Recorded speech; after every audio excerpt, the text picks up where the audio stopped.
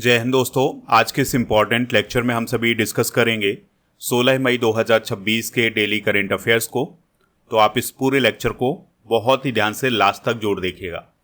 Last में आपसे question पूछा जाएगा जिसका आंसर कमेंट बॉक्स में बताना है। तो चलिए आज के पहले और इम्पॉर्टेंट क्वेश्चन को डिस्कस करते हैं। हाल ही में किस राज्य में समान नागरिक संहिता यानी यूसीसी लागू करने को मंजूरी दी गई है? आंसर हो जाएगा असम। तो असम राज्य में आने वाले समय में यूनिफॉर्म सिविल कोड यानी यूसीसी लागू किया जाएगा। तो इसके लिए असम के मंत्रिमंडल ने एक बैठक की और इस बैठक में यूसीसी लागू करने को मंजूरी दी है। दोस्तों, इसके लिए एक बिल लाया जाएगा असम की विधानसभा में 26 मई 2026 को और फिर इसके आगे की कार्रवाई की जाएगी। जो असम में यूसीसी लागू होगा उसमें जनजातीय आबादी को यूसीसी के दायरे से बाहर रखा जाएगा, यानी कि जो जनजातियां हैं उनको यूसीसी के दायरे से बाहर रखा जाएगा। जब यूसीसी लागू होगा असम में तो उसमें विवाह, तलाक, संपत्ति के उत्तराधिकार और लिव इन रिलेशनशिप जैसे मामले जो हैं वो सभी के लिए एक जैसे हो जाएंगे। सभी के लिए एक जैसे कानून बनेंगे इन सभी के लिए। इससे पहले मध्य प्रदेश और छत्तीसगढ़ में यूसीसी लागू करने के लिए उच्च स्तरीय समिति का गठन भी किया गया है। और आपको याद रखना है यूसीसी लागू करने वाला भारत का पहला राज्य कौन बना है? उत्तराखंड, दूसरा गुजरात, और अभी मध्य प्रदेश और छत्तीसगढ़ ने यूसीसी लागू करने के लिए एक समिति का गठन किया है। अब असम ने भी कर दिया है। हालांकि आपको एक बात जरूर याद रखनी है कि स्वतंत्रता से पहले किस राज्य में यूसीसी लागू था? तो वो गोवा राज्य था। ठीक है, तो इन दोनों बातों को आप याद रखिएगा। यूसीसी के बारे में भी बात कर लेते हैं। तो यूसीसी का मतलब होता है अलग अलग धर्मों और समुदायों के लिए अलग अलग व्यक्तिगत कानून ना होकर के सभी नागरिकों पर एक समान कानून लागू होना, यानी कि अलग अलग धर्म और अलग अलग समुदाय के लिए अलग अलग कानून ना होकर के एक जैसे कानून हो। ठीक है, चाहे वो किसी भी धर्म का व्यक्ति हो, सभी के लिए एक जैसे कानून। लेकिन इसमें जो कानून बनाए जाते हैं एक जैसे, वो विवाह, तलाक, उत्तराधिकार, ये कानून बनाए जाते हैं तो ये सभी के लिए एक जैसे हो जाते हैं। भारतीय संविधान के अनुच्छेद 44 में यूसीसी का वर्णन किया गया है। अगला क्वेश्चन डिस्कस करते हैं। भारतीय उद्योग परिसंघ के अध्यक्ष कौन बने हैं? आंसर हो जाएगा आर मुकुंदन।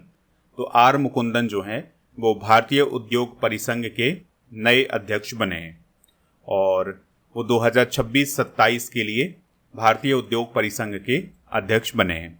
भारतीय उद्योग परिसंघ की बात करें तो इसकी स्थापना 1895 में हुई थी। नई दिल्ली में इसका मुख्यालय है। इसका काम होता है सरकार को उद्योग से जुड़े सुधारों, व्यापार और नीति निवेश पर सलाह देना।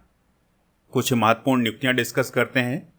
तो अशोक कुमार लाहिड़ी नीति आयोग के उपाध्यक्ष बने हैं। दिनेश त्रिवेदी बांग्लादेश में भारत के नए हाई कमिश्नर। लेफ्टिनेंट जनरल धीरज सेठ नए उप सेना प्रमुख बने हैं। और justice लीसा Gill Andhra Pradesh high court की पहली महिला चीफ जस्टिस। केवी रमना मूर्ति सेबी के पूर्णकालिक सदस्य। निधि छिब्बर नीति आयोग की सीईओ और प्रवीण वशिष्ठ केंद्रीय सतर्कता आयोग के सतर्कता आयुक्त बने हैं। अगला क्वेश्चन है, लायन स्पीसीज स्पॉटलाइट कार्यक्रम का उद्घाटन कहाँ किया गया है? तो गुजरात राज्य में हाल ही में ये कार्यक्रम आयोजित किया गया था जिसका नाम था लायन स्पीसीज स्पॉटलाइट कार्यक्रम। तो इसका जो उद्घाटन है ये हमारे जो केंद्रीय पर्यावरण, वन और जलवायु परिवर्तन मंत्री हैं भूपेंद्र यादव जी, इनके द्वारा किया गया था। और इस कार्यक्रम का आयोजन गुजरात के सासनगिर में किया गया था। इसका उद्देश्य यह है कि जो एशियाई शेर हैं उनका संरक्षण कैसे किया जाए, उनका संरक्षण करने के लिए क्या क्या प्रयास किए जाएं और एशियाई शेरों के बारे में आम जनता के बीच कैसे जागरूकता बढ़ाई जाए, इसके लिए ये कार्यक्रम शुरू किया गया है। ठीक है, और अभी आपको याद होना चाहिए कि 1 और 2 जून को नई दिल्ली में अंतर्राष्ट्रीय बिग कैट अलायंस का शिखर सम्मेलन आयोजित किया जाना है। तो उसी का एक पार्ट है ये लायन स्पीसीज स्पॉटलाइट कार्यक्रम।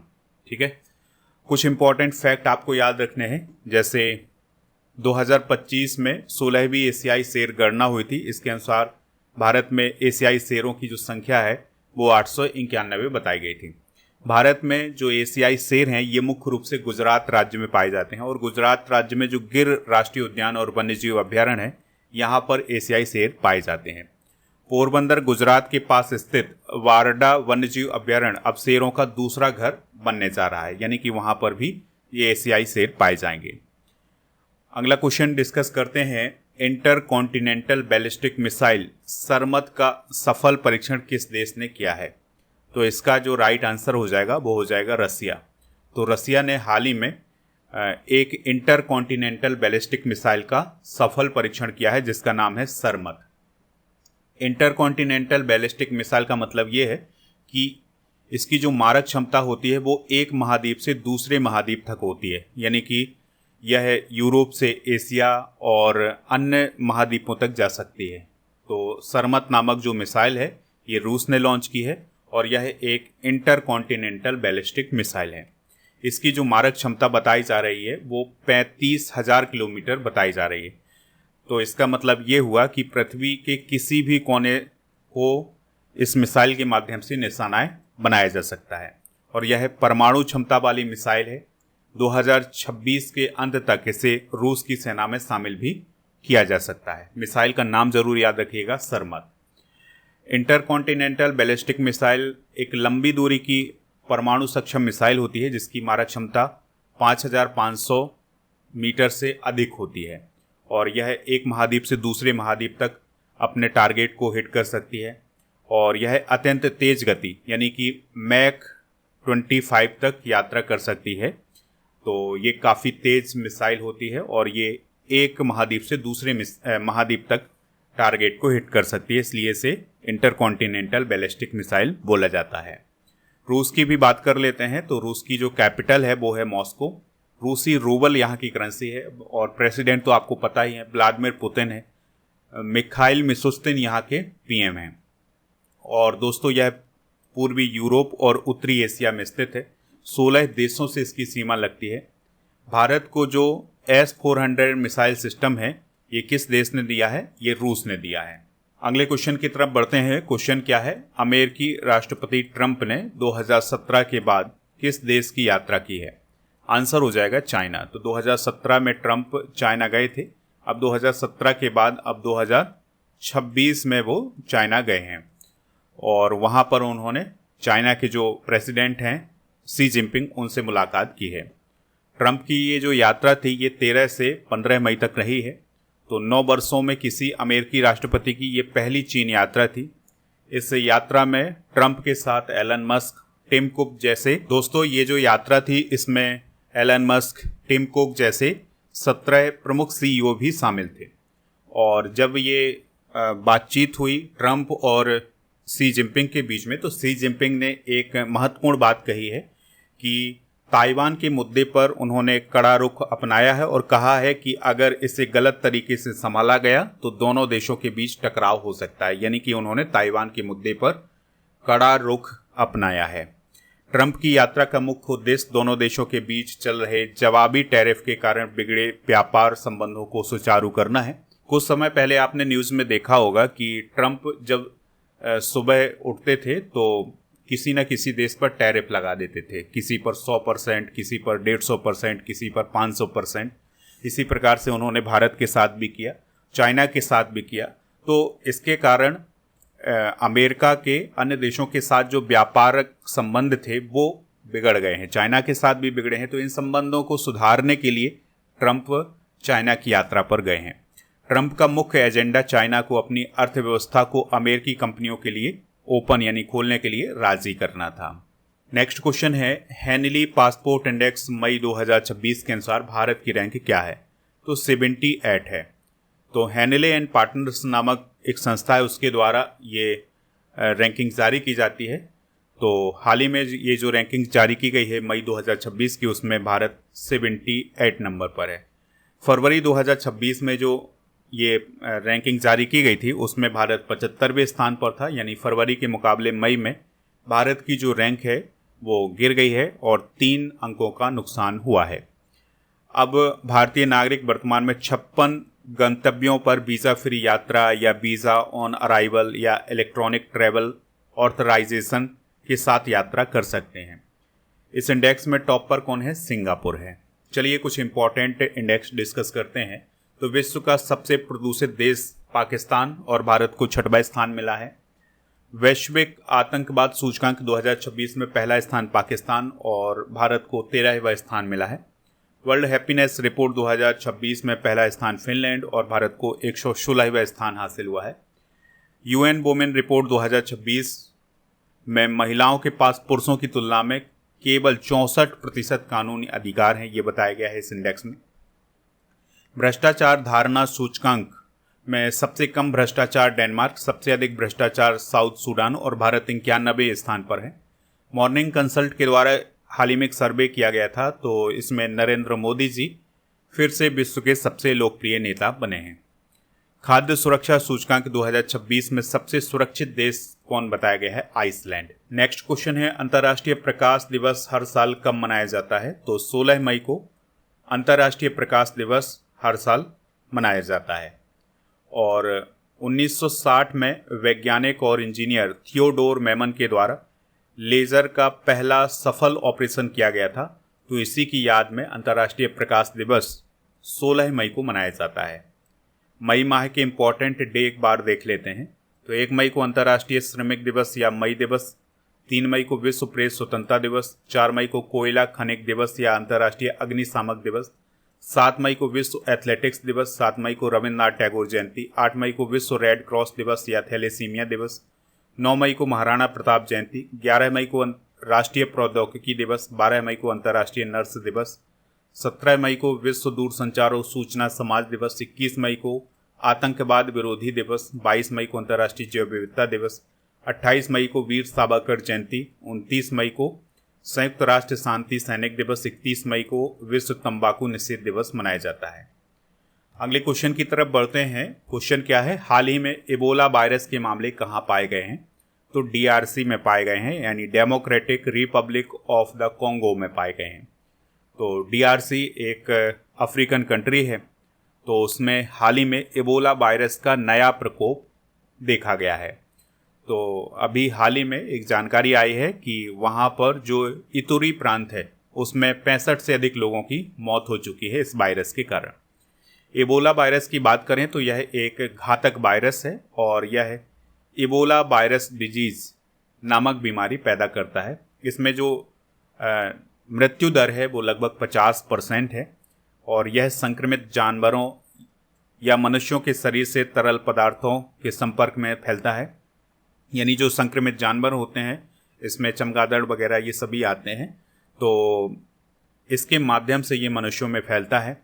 और इसकी पहली बार जो पहचान की गई थी वो 1976 में कॉन्गो में की गई थी और इबोला नदी के किनारे की गई थी, इसलिए इसका नाम भी इबोला रख दिया गया। और सूडान में भी 1976 में ही ये पाया गया था। अच्छा, यहाँ पर डीआरसी की बात हुई थी, तो देखिए ये अफ्रीका कॉन्टिनेंट है और यहाँ पर ये जो देश आपको दिखाई दे रहा है ये डीआरसी है। अगला क्वेश्चन है, सारा टेलर को किस देश की पुरुष टेस्ट टीम का फील्डिंग कोच बनाया गया है? आंसर हो जाएगा इंग्लैंड। तो यहाँ पर आप सारा टेलर को देख सकते हैं, जो क्रिकेट से थोड़ी सी रुचि रखते होंगे वो सारा टेलर को जानते होंगे। तो इंग्लैंड की ये पूर्व महिला क्रिकेटर हैं और काफ़ी महानतम क्रिकेटर में गिनी जाती हैं। इंग्लैंड के जो महानतम क्रिकेटर हैं उनमें से एक नाम है सारा टेलर का। तो अभी न्यूजीलैंड की एक सीरीज होने जा रही है इंग्लैंड के साथ, तो इंग्लैंड की पुरुष टेस्ट टीम की फील्डिंग कोच बनाए गए हैं कौन? सारा टेलर। तो यह एक बहुत बड़ी बात है कि पुरुष टीम की कोचिंग स्टाफ में एक महिला शामिल हुई है। ठीक है, तो सारा टेलर इंग्लैंड की वरिष्ठ पुरुष टीम की कोचिंग स्टाफ में शामिल होने वाली पहली महिला बन गई हैं। सारा टेलर ने 2019 में इंटरनेशनल क्रिकेट से संन्यास लिया था और उन्होंने अपने करियर में 226 मैच खेले हैं। अगला क्वेश्चन है, भारत कितने किलोमीटर लंबी गैस पाइपलाइन ओमान से गुजरात तक बिछाएगा? आंसर हो जाएगा 2000 किलोमीटर। तो दोस्तों, ओमान से गुजरात तक 2000 किलोमीटर एक गहरी पाइपलाइन बिछाई जाएगी और इसके माध्यम से ओमान से गैस भारत तक लाई जाएगी। ठीक है, तो भारत समुद्र के रास्ते लगभग 2000 किलोमीटर लंबी गैस पाइपलाइन बिछाने जा रहा है जो ओमान से गुजरात तक जाएगी और इसका रूट क्या होगा, तो ओमान से अरब सागर से होते हुए ये जो गैस पाइपलाइन है ये गुजरात तक पहुंचेगी और ये 3450 मीटर की गहराई से गुजरेगी। इसकी क्षमता है, इस पाइपलाइन की क्षमता की बात करें तो लगभग 31 मिलियन मानक घन मीटर प्रतिदिन प्राकृतिक गैस लाने में ये सक्षम होगी। इसका उद्देश्य है ओमान, यूएई, सऊदी अरब, ईरान, तुर्कमेनिस्तान और कतर से सीधे गैस आयात करना, और इसको 5 से 7 साल लगेंगे पूरा होने में, यानी कि ये पूरा प्रोजेक्ट 5 से 7 साल में पूरा होगा। तो दोस्तों ये थे आज के करंट अफेयर्स के क्वेश्चन। आप स्टडी करके ऐप को इंस्टॉल कर लें, प्रीमियम कोर्स वाले ऑप्शन पर जाएं, ल्यूशन का कोर्स आपको यहाँ पर मिल जाएगा, और इसके अलावा आपको अर्जुन जीएस फाउंडेशन बैच भी मिल जाएगा, तो ये सारे बैच आप ज्वाइन कर सकते हैं। इसके अलावा दोस्तों हमारी जो ई बुक वगैरह हैं वो आपको ई बुक वाले सेक्शन पर मिल जाएंगी। दोस्तों कल के करंट अफेयर्स को रिवाइज करते हैं। तो सीबीआई के डायरेक्टर प्रवीण सूद का कार्यकाल कितना बढ़ाया गया है? 1 साल। राष्ट्रीय चुनाव आयोग ने कितने राज्यों और केंद्र शासित प्रदेशों में SIR की घोषणा की है? 16 राज्य और 3 यूटीज में। नागपुर एयरपोर्ट का आधुनिकीकरण किस मॉडल के तहत होगा? तो PPP मॉडल के तहत होगा, यानी इसमें पब्लिक और प्राइवेट सेक्टर दोनों होंगे। भारत में अपना पहला डेटा सेंटर स्थापित करने के लिए उबर ने किसके साथ साझेदारी की है? अडानी समूह। RBI ने किस सहकारी बैंक का लाइसेंस रद्द किया है? Sarvodaya cooperative bank limited. Bharat सरकार ने घरेलू चीनी की कीमतों को कंट्रोल करने के लिए चीनी निर्यात पर कब तक के लिए रोक लगाई है? 30 सितंबर 2026। अंतर्राष्ट्रीय परिवार दिवस कब मनाया जाता है? 15 मई। पीएम मोदी की अध्यक्षता में कैबिनेट ने कोयला गैसीकरण योजना के लिए कुल कितना व्यय मंजूर किया है? 37,500 करोड़। भारत का पहला ऑर्बिटल डेटा सेंटर उपग्रह कौन बना है? पाथफाइंडर। और CGI द्वारा गठित न्यायिक अवसंरचना सलाहकार समिति के अध्यक्ष कौन बने हैं? जस्टिस अरविंद कुमार। कुछ ऐतिहासिक घटनाएं डिस्कस करते हैं कि कौन सी घटना कब हुई है। तो 1930 में प्रथम गोलमेज सम्मेलन, 1931 में द्वितीय गोलमेज सम्मेलन, 1932 में तृतीय गोलमेज सम्मेलन हुआ था। अच्छा, वह व्यक्ति कौन है जिन्होंने तीनों गोलमेज सम्मेलन में हिस्सा लिया है, और महात्मा गांधी ने किस गोलमेज सम्मेलन में हिस्सा लिया था? ये जानकारी आप कमेंट बॉक्स में बताइएगा। 1932 में सांप्रदायिक निर्वाचक प्रणाली की घोषणा, 1932 में पूना पैक्ट हुआ था, 1942 में भारत छोड़ो आंदोलन, क्रिप्स मिशन का आगमन भी 1942 में, 1943 में आज़ाद हिंद फौज की स्थापना, 1946 में कैबिनेट मिशन का आगमन, 1946 में भारतीय संविधान सभा का निर्वाचन, अंतरिम सरकार की स्थापना 1946 में, 1947 में भारत के विभाजन की माउंट बैटन योजना आई, 1947 में भारत को स्वतंत्रता प्राप्त हो गई थी। कल के करंट अफेयर्स में आपसे जो क्वेश्चन पूछा गया था उसका आंसर था राजकुमार गोयल, जो कि सब लोगों ने इसका आंसर बताया हुआ है। आज आपके लिए क्वेश्चन है, विश्व प्रेस स्वतंत्रता दिवस कब मनाया जाता है? जो भी इसका राइट आंसर हो कमेंट बॉक्स में हमें ज़रूर बताएं। टेलीग्राम चैनल को ज्वाइन कर लें, स्टडी कर ऑफिशियल इसका नाम है। ई बुक वाले सेक्शन पर जाकर के आप सभी ई बुक प्राप्त कर सकते हैं। ऐप पर टेस्ट पास वाला ऑप्शन मिलेगा, जहां पर आपको हर एक एग्जाम के लिए टेस्ट मिल